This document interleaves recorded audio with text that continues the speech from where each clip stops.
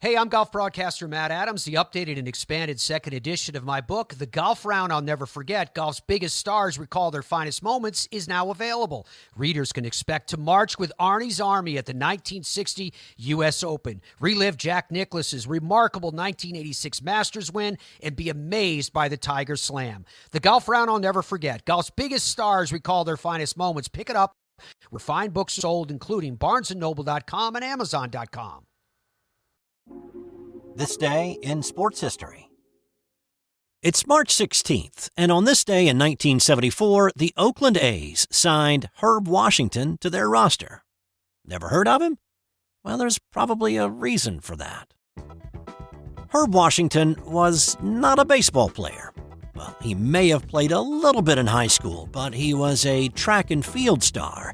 More exact, he was a world-class sprinter. He was and may still be the world record holder in the 50 and 60-yard dashes. And I say may still be because, one, these are weird distances that aren't really contested any longer, and his race was hand-timed. He ran the 50-yard dash in 5 seconds flat when the recognized world record is 5.22, set in 1982. Anyway, the takeaway from that bit of minutia is that Washington was fast. And so Oakland A's owner Charlie Finley signed him to be a pinch runner and steal bases. That's it. In 1974, Washington appeared in 92 games. He stole 29 bases and he scored 29 times. His 29 base swipes was good for 7th best in the American League, but he was caught stealing 16 times. A base-stealing blunder in the 1974 World Series may have actually been the beginning of the end for him. After being substituted as a pinch runner for Joe Rudi in Game 2 of the World Series, and he was representing the tying run at the time on first, he wandered a bit too far from the base and he got picked off.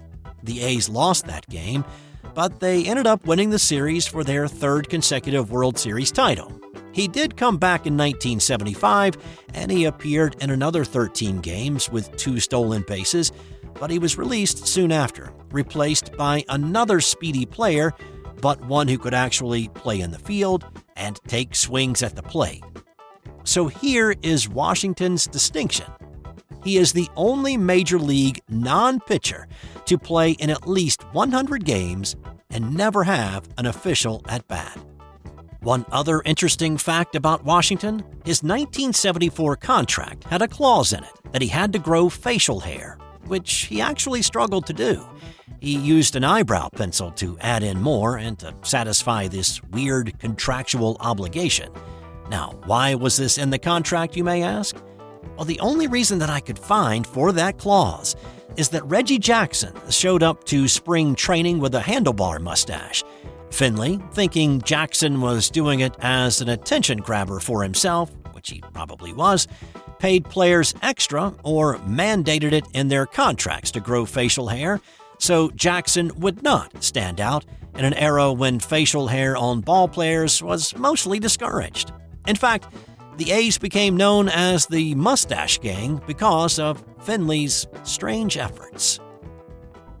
Also on this day, in 1964, Detroit defensive lineman Alex Karras and Green Bay Packer running back Paul Hornung were reinstated by the NFL after serving an 11-month suspension for gambling on football. These two were two of the league's best. Hornung was the 1961 MVP, and Karras was an All-Pro. Commissioner Pete Rozelle suspended the pair in April 1963 for betting on football games.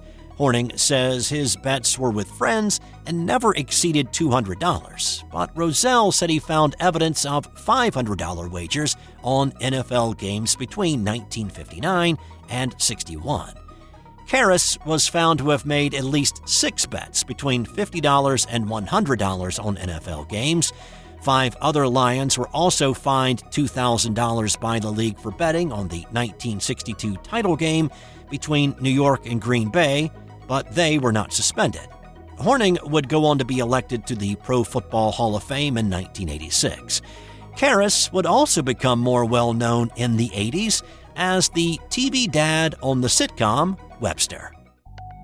And in 2018, the University of Maryland, Baltimore County became the first 16 seed to ever beat a 1 in the NCAA tournament when they laid a smackdown on the Virginia Cavaliers.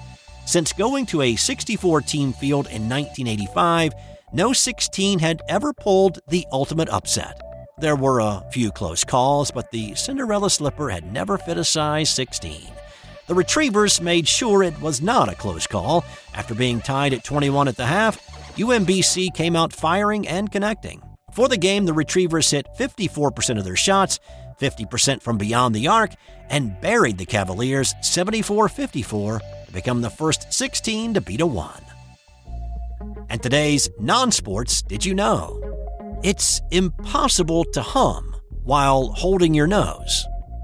I'll wait a moment while you give that a try. See? It's true. That's all for today. I'll serve up more sports history tomorrow on This Dish. This has been an original Thrive Suite production. Hey there, sports history fan. This is Arnie Chapman, a.k.a. the Football History Dude, and I hope that you enjoyed this recent episode presented by the Sports History Network and were able to learn some good old-fashioned sports history knowledge nuggets. I started the Sports History Network back in 2020 with the mission to help podcasters find a community of like-minded sports history nerds, as well as helping aspiring podcasters to start their own shows. We have a little bit over 30 shows on the network right now covering all sorts of sports history, but as far as I'm concerned, we're just at the toothpick in the ocean moment, that can't even figure it out because there's so much more coming. We wanted to create the ultimate headquarters for sports yesteryear, starting with Podcast Network and our website, but we're going to continue to move into other mediums as well. And here's the cool part, because we want you to be part of our team. So if you're interested in starting your own podcast, or maybe being a guest on one of our shows, or who knows, maybe even writing an article for us over on the website. Seriously, all you gotta do is reach out to us on the contact page over at sportshistorynetwork.com. You can be as technologically savvy as a Neanderthal tapping on a stone trying to figure out this whole hieroglyphics thing back in the day. Again, it doesn't matter, because even if you don't understand the whole podcast space, we have a production team that can pretty much help you out with doing everything. All you gotta do, head over to sportshistorynetwork.com, head to the contact page, fill it out. That message goes right to me, and I'll reach out to you as soon as I can. But for now, dude, I'm through if you're through.